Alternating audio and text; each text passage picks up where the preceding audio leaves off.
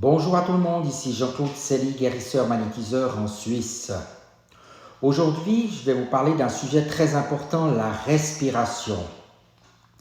Mais auparavant, êtes-vous bien abonné à ma chaîne YouTube? Si ce n'est pas le cas, merci de le faire, de liker ma vidéo si vous l'appréciez et de regarder au bas de ma vidéo les liens utiles pour me contacter. Il y a mon site internet et mon numéro de téléphone.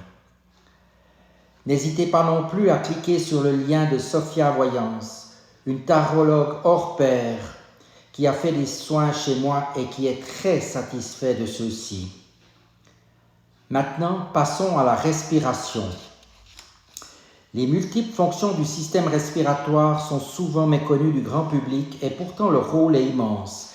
Elles nous servent à respirer l'oxygène. C'est en fait même ces dernières ont également d'autres utilités. Elles éliminent et brûlent une partie des toxines stockées dans le sang et ont la possibilité de digérer des graisses.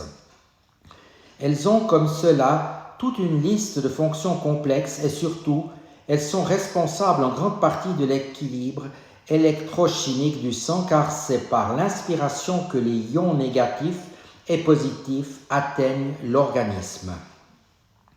Le phénomène de la respiration est en partie automatique. Il est géré par le système nerveux et le taux d'acide carbonique du sang. L'effet musculaire aussi exerce sur la respiration une influence directe puisqu'il consomme beaucoup d'oxygène et rejette une plus grande quantité d'acide carbonique dans le sang. Donc, mis à part les causes mécaniques ou pathologiques, une mauvaise respiration provient le plus souvent d'une vie trop sédentaire. En outre, nous avons la fantastique possibilité de modifier à notre aise le rythme, la fréquence et l'amplitude de notre respiration. C'est un moyen extraordinaire d'influencer favorablement notre physiologie et notre métabolisme. J'insiste sur le point que nous pouvons, à l'aide de l'exercice physique et d'une respiration adéquate, empêcher l'asphyxie des cellules, soulager notre système nerveux et aider de façon appréciable notre organisme tout entier. Alors, comment respirer? En position debout, inspirez profondément par le nez, d'abord en remplissant l'abdomen, en poussant contre le bas, en faisant le gros ventre. Puis, sans marquer de temps d'arrêt, emplissez le haut des poumons en portant la poitrine en avant. Dès que les poumons sont pleins, expirez normalement, mais très doucement par le nez ou par la bouche. Lorsque l'expiration normale est terminée, continuez à rentrer le ventre en contractant volontairement les muscles abdominaux. Cette respiration s'appelle respiration profonde. Elle se pratique de 3 à 5 minutes, de préférence le matin de bonne heure ou le soir devant votre fenêtre ouverte.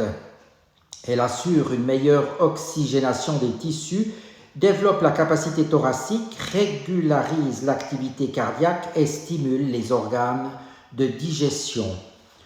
Une autre technique nous vient du yoga. Elle se pratique de préférence avant une méditation. Voici comment l'exercer. Bouchez la narine droite avec votre index et inspirez profondément. Puis la narine droite toujours bouchée, expirez tout aussi profondément. Ensuite, bouchez la narine gauche et procédez de même que précédemment. Pratiquez les deux techniques de respiration.